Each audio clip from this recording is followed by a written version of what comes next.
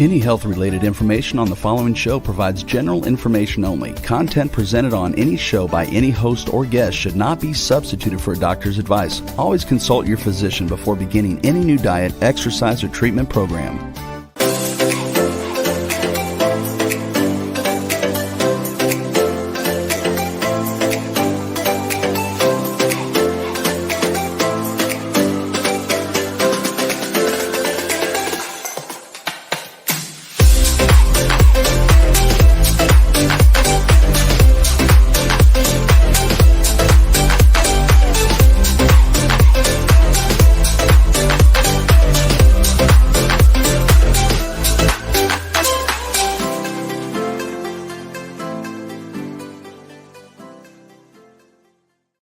Hello, everyone, and welcome to the Inspired and Empowered Living TV show. Today, we will be talking about creating healthy, loving, and joyful relationships, part 3. We're live Tuesdays at 11 a.m. Eastern on W4WN.com, Talk4TV.com, and my YouTube channel. And thank you for joining us, whether you're joining live or listening or viewing at a later time.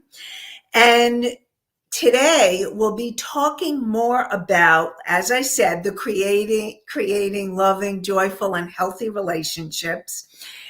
And we'll continue where we left off last week, and we'll continue talking about how you can create a healthy, joyful, and loving relationship. Learn the difference between a healthy and an unhealthy relationship and an extraordinary one. Discover how to transform your relationships in new ways to live an inspired and empowered life. Welcome, and I'm your host, Nanci Deutsch, licensed clinical social worker and intuitive breakthrough expert. I combine my counseling, coaching, and intuitive abilities to transform your life and the lives of many women around the world. And this show is not a replacement for counseling or therapy. It is for educational purposes only. So, and I see that we have Allie in the house. Good morning, Allie, and Marie. Good morning. Glad to see you both. And welcome all the rest. Welcome, welcome. And I want to read this quote, a part of the quote that I had read before, but it is such a great quote because it talks about relationships in new ways. Now, when we're talking about relationships, I'm talking about not only partnerships, but all relationships, because they all require the same set of skills. In intimate partnerships, it ups it because you have sexual components and you have other challenges. If you are raising a family, you may have the challenges of parenting. So all of those pieces, but the basic qualities of a good, healthy, loving, and joyful relationship, no matter what the relationship, are all the same. There are basic similarities that I really want to share with you. So the book, Conscious Loving, The Journey of Co-Commitment by Gay Hendricks and Kathleen Hendricks is a really great book for partnership. But I love their book because it also talks about relationships and the basis and all the different things that you need to know about having a great relationship. And I talked about their quote, but I want to read this part.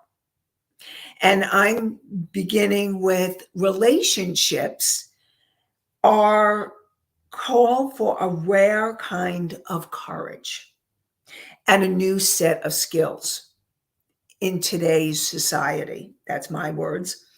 Brand new territory is being explored, as wide open and full of possibility as the frontier of outer space. Courage is required because practically every step you take will be a venture into the unknown. After all, how many times in your life have you actually seen the kind of relationship you want? And so that goes across the board. It's so many people are desperate and wanting and desiring that healthy, loving, joyful relationship and don't know how to get there and don't know what to do and how to do it in order to transform themselves and their relationships. So the bottom line, the equation that you need to remember is all relationships require, every relationship you have requires you to be 100% participant, you to be the person that you want to be in a relationship. And the more that you who you want to be, the more your relationships will change. Because when you allow yourself to be that loving, joyful, extraordinary person that you are, and I'm going to tell you, you already are. And it's about tapping in to the truth of who you are. And yes, learning how to have that loving, joyful, and healthy, amazing relationship requires skills. I'm not saying that it doesn't. And one of those essential skills is communication, like we talked about before. However, the you being you and really like coming out and enjoying and being the full you, an authentic you, will change your relationships. And because you may be the one who's ahead of perhaps the other person, unless the other person is working on themselves, you may be the one to initiate the conversations. You may be the one to be the role model. And know that it is the most rewarding experience to be that person and then have those relationships transform before your eyes. And I know this from my own personal experience, and I also know it from working with hundreds of people through the years, helping them to transform their relationships and transform. And every time they've transformed their relationship, it started with their own transformation. And so you are the most important part of the equation, because you can't change the other person. There, as much as you would like to, you can't. You cannot change the other person, but you can change yourself and how you react or respond. So let me talk a little bit about reaction and response, because that's really important. When you are coming, and I'm going to do the quick Psych 101, you have your conscious mind, which is you talking and choosing to be here and choosing to listen or view. And I really want to say thank you for being here. You making the conscious choice is your conscious mind, and that empowers you. Your subconscious mind is the part of you from the moment you were conceived to present time and beyond including your past lives and your ancestors and ancestral trauma. All of that is stored in your subconscious mind. So those old programmings, the beliefs, the limiting beliefs, the emotions about who you are in relationship, and about relationships in general, will really, really be what you want to look for. You want to become aware of, because many times you're in the habitual you're in the habitual routine of being in a relationship, and you're wondering, why can't this relationship change?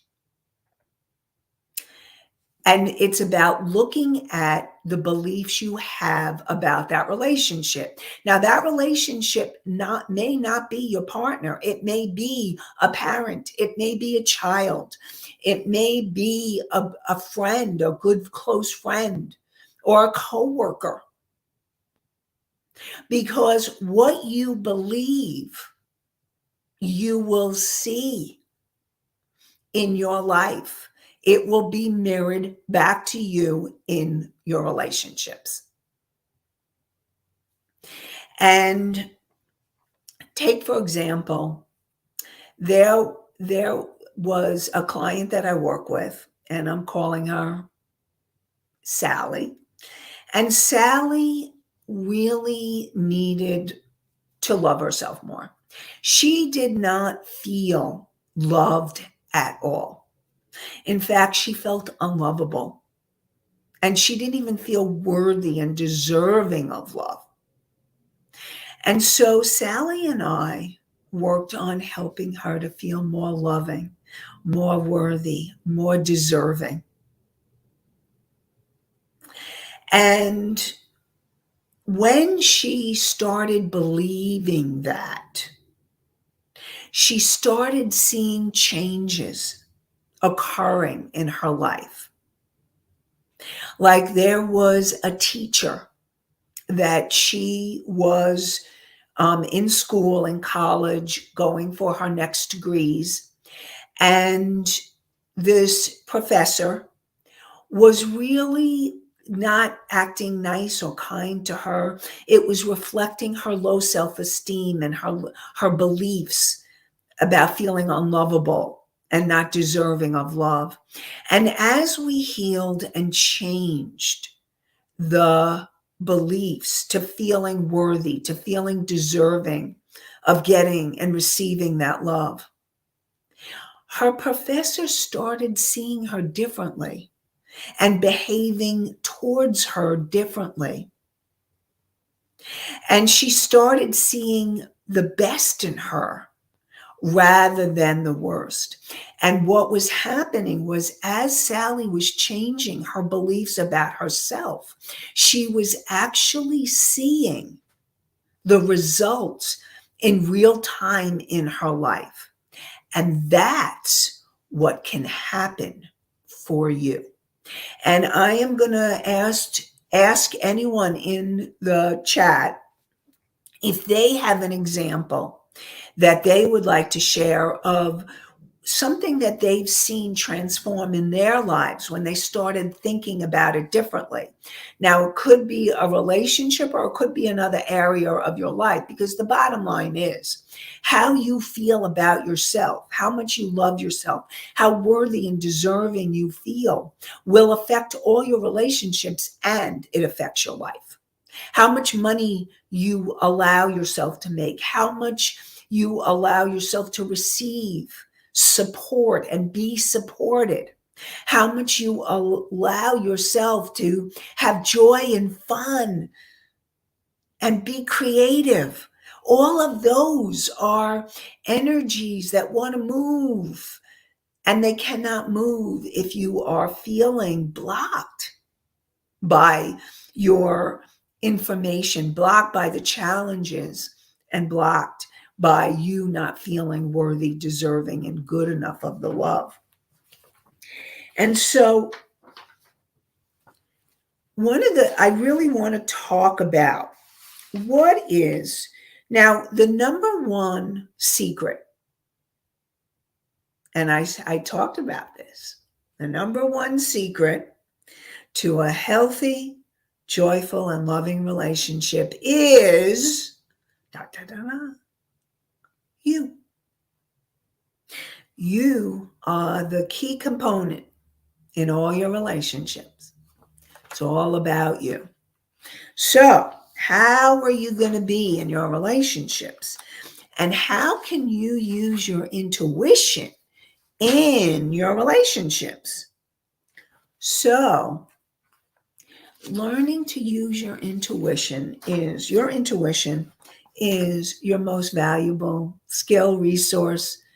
And I'm all about intuition. I mean, I'm the intuitive breakthrough expert. I teach you and others how to use your intuition in all areas of your life. All areas of your life. So, when you want to use intuition, when you have a relationship and someone is triggering you, for example, Sally, her professor, when we would have sessions, her professor would trigger her like crazy. And she'd get really, really upset. And she'd have such an intense emotional reaction. So the first thing that we did, and the first thing for you to do, is to look at what is being triggered. What is being triggered? Now, for Sally, her professor would ignore her, or she would say comments that were really inappropriate and would hurt Sally very deeply. And so it was learning for Sally to learn what was being triggered for her. And so as we started exploring it, and she started looking at the mean comments that she was receiving from her professor, she realized that it was triggering her father, who would be really mean and say mean comments and belittle her and demean her, which made her feel even more unlovable. And so what we did was we really helped her get the clarity is to understand where the emotional reaction was coming from. And I was talking about reaction and response before. Let me get back to that. When you are in a reaction, and you are reacting with an emotion, and it could be hurt, could be anger, could be fear, grief, sadness, or perhaps even shame or guilt. When you feel those feelings, you have had a reaction to a person, a place, a thing. It could be a situation that triggers you. I mean, I have a lot of clients with social anxiety, and it's not necessarily a particular person. It's walking into a social situation and having to deal with people, any people, because of their old trauma, because that's what happens. You have an emotional reaction. Now, for Sally, her emotional reaction when her teacher was mean is she would go and she'd withdraw, and she would really get very hurt. Sometimes her anxiety would increase. and she'd want to run. And there were times where she actually had to leave the classroom because it got too intense for her. And so what happens when you have a reaction, an emotional reaction that is coming from your subconscious mind? Now, where you want to go is you want to go to the response. And in order to get to a response and make a conscious choice, you need to work through some of your issues. So what would happen, part of what we did when I was working with Sally, is she would be taking what the teacher said personally, because it seemed like it was a personal issue. So why is she treating me like this? Now, if Sally was listening, she would see that the teacher was doing that to other people too. That professor has her own issues and was doing that to other people as well, people that would let her get away with it. And so what Sally started to see, and this is a really important point, is not to take other people's stuff personally. So learning not to take another person's reaction, because the professor was not coming from a very high place. She was coming from her own stuff. Because I believe in my heart of hearts is that most people are good people, and they want to be better people. And when someone is not acting kindly, when someone is being mean or hurtful, that's not their true self. That's not who they really are, which is the superconscious mind. And the superconscious mind is you, your higher self, this wise, unconditionally loving self, and your soul, and the universe, your guides and your angels and your teachers. And when someone is being mean, they are not being their higher self. Because what I teach my clients, what I work with people, is helping them to become their higher self, their highest and greatest self, because that's who you want to be in your relationships. And so Sally was reacting from the child place because the professor was triggering her old issues of her father. And the professor was triggering her. She was just in a reaction. Maybe she was burnt out and hated her job. Who knows why she was doing what she was doing?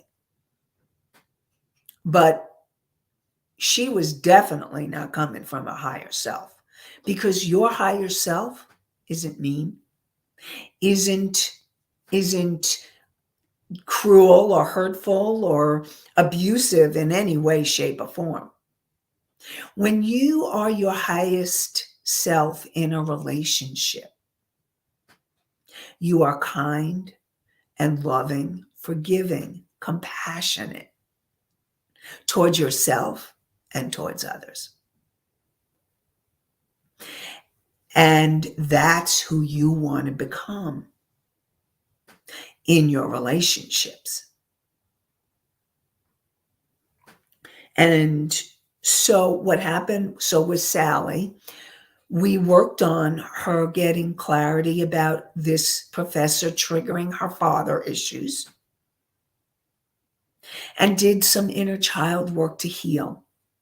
Because when you connect with that child inside of you, that loving child or the wounded child that really wants to be heard, to be loved, to be acknowledged, and be treated kindly and with respect. And very often, when you were growing up, you weren't treated like that. You may have had an unconditionally loving grandparent, or perhaps it was a parent, or perhaps it was a unconditionally loving aunt or uncle, or even an older brother or sister. And it was from them you learned more about love. And what happens is you want to love yourself, that inner child and the present you, like that unconditionally loving person did towards you. Now, if you don't have anybody in your life that is unconditionally loving, and what do I mean by unconditionally loving? I think it's really important that I define what that means. Unconditionally loving is when you love yourself or someone else without conditions. No conditions, no exceptions. You love someone because of who they are. And that's how your higher self loves you, and your soul and the higher aspects of yourself. They love you unconditionally. Your guides, angels, you are loved unconditionally. And it's learning to love yourself in that same unconditional way. And so, learning to love yourself unconditionally is a powerful and important healing tool to transform your relationship with yourself and others. Unconditional love. And I'm not saying that it's an easy place to be or to learn, but it's a most worthwhile place. Now, some of you may not have had an unconditionally loving person in your life. Now, if you haven't, perhaps you have a pet. Maybe if you have a pet, that pet's unconditional love is giving you that love. Now, if you don't have a pet or a person or an example, is there someone that you know in society that you can imagine would love you unconditionally? And then I support you in using your imagination. Maybe I want you to all know that you have a guardian angel. Your guardian angel loves you unconditionally. So imagine, what would it be like to be loved unconditionally by your guardian angel? And so I want all of you to even imagine, and you can, if you don't believe in angels, that's fine. Imagine using light, just bringing in the light, the unconditional love of the light, of the universal energy. And just breathe. Now, if you're driving, please don't do this with your eyes closed. But if you're not, and you can always come back to the YouTube, on YouTube, or you can come back on iHeart or one of the other podcast sites, iHeart, Spotify, Pandora, Apple. And really, I want you all to imagine right now that you are being held in the arms of your guardian angel. And just breathe in that energy and feel what it would feel like. Imagine, and if you're not sure, I want you to use your imaginations. Imagine what it would be like to be loved and held unconditionally by your guardian angel. And breathe that in. And as you breathe that unconditional love in, you're helping yourself grow in unconditional love.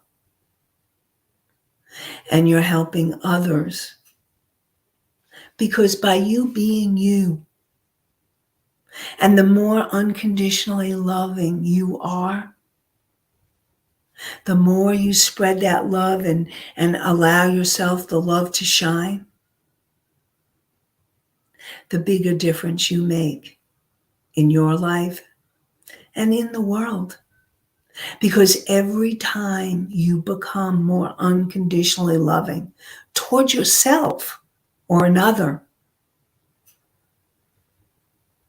it brings in the energy and it helps the energetic. It helps all of us because we're all connected. On some level, we are all connected. And so know that you make a big difference when you do that. And so with Sally, I worked on helping her, one, to not take the professor's information personally, and then to be able to start being able to start loving herself unconditionally with the help of her guardian angel and the help of other aspects of herself. And what I'd like to ask is anybody in the chat, if you were able to do the exercise that we just did and how it felt, what happened for you, how was it for you? So if you'd like to share anything, I'd love to hear how it was for you. And so allow yourself to know that unconditional love can heal beyond anything. And it takes time. It may take time, but know that it is worth it. So as Sally healed and she started loving herself more, as I said before, she did start seeing the changes in her professor and in all of her relationships. She wouldn't tolerate that. Now, this is really important. When you are unconditionally loving, it does not mean that you are a doormat. As you become more unconditionally loving towards yourself, you start saying no, setting boundaries, taking better care of yourself, better self-care. That's a really, really important lesson to learn. It's not about people pleasing, and it's not about giving yourself away. It's not about allowing yourself to be hurt by other people in mean, toxic, abusive, hurtful ways. Any of those combinations. And it's learning to stand up for yourself, learning to take better care of yourself, speak your truth, set better boundaries. That's all about unconditionally loving yourself and others and speaking your truth in a way that others can hear it in a healthy way, in a healthy, appropriate way, so that you are being heard, you are being respected and loved more. Now, if someone is not able to go there with you, then you may need to end the relationship, whichever relationship it is. It depends on who it is. Now, if you're having challenges with a child that is under 18, then that's when you need that help and support. You need to reach out for help and support. Now, if you're having your own challenges, it's about learning to reach out for help and support also, because that is loving yourself, being able to reach out for that support so that you can be the loving role model and also be supported to either get the help you need or to get someone you love the help. Now, if the person's over 18, you can't make somebody do something, but you can support them in getting help that they need. And when you are coming from a place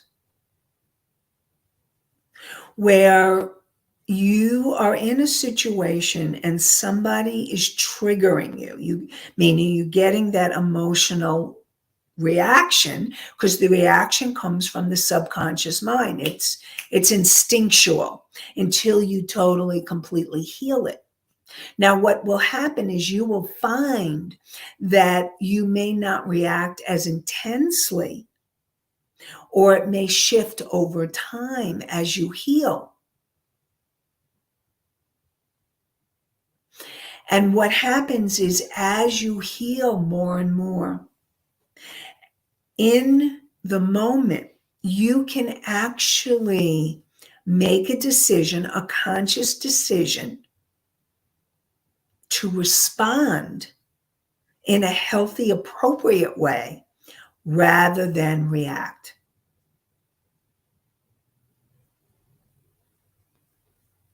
And I want to share with you, I have a meditation, an intuitive decision-making meditation that can help you clear your energies and help you take right action, to help you know what the next step you need to take is. So it's inspiredandempoweredliving.com/meditation. And it's called the Intuitive Decision Making Meditation. Inspired and empowered living.com/meditation. And it's amazing meditation. I've heard so many amazing results from being able to clear your energy, make the connection, and ask for what is for your highest and greatest good around a relationship, around a decision that you need to make. So definitely inspiredandempoweredliving.com/meditation. You can get that meditation and start using it to really help you make better decisions. And really all about being able to move forward in your life, in your relationships, it's life-changing. And so Sally was really able to transform herself and her life as she changed her inner thinking, her beliefs, and her emotions. And part of that is the self-talk. That self-talk. What are you saying to yourself? And are you letting other people's comments affect how you believe about yourself, how you think about yourself? And I really want to support you in stopping that, learning to be more compassionate and loving. Actually, it's interesting. I pull cards in my Facebook group. I pull a card a week. And this week, this week was Kuan Yin, which is an ascended master, and she's all about compassion. So, compassion. Are you being compassionate with yourself? And are you being compassionate with others? It's a great question to ask yourself. Really important. Compassion. Because compassion will help you transform your relationship with yourself and with others. If there are any questions, anybody has any questions or comments, let me know. So it's really learning to tune in. Now, your intuition is your guide. Your intuition is your guide for next steps, what you need to do to move forward in this relationship. How do you need to be? So you want to work through the emotional triggers. And really be loving and compassionate. And when you're in that more peaceful place, then you can ask the higher aspects of yourself, like your higher self, what action can I take in this relationship for my highest good? Now, Sally was getting to keep working on herself, or to keep taking care of herself. And at some point, she was ready to speak her truth to her professor. And how she did it, she was able to be heard.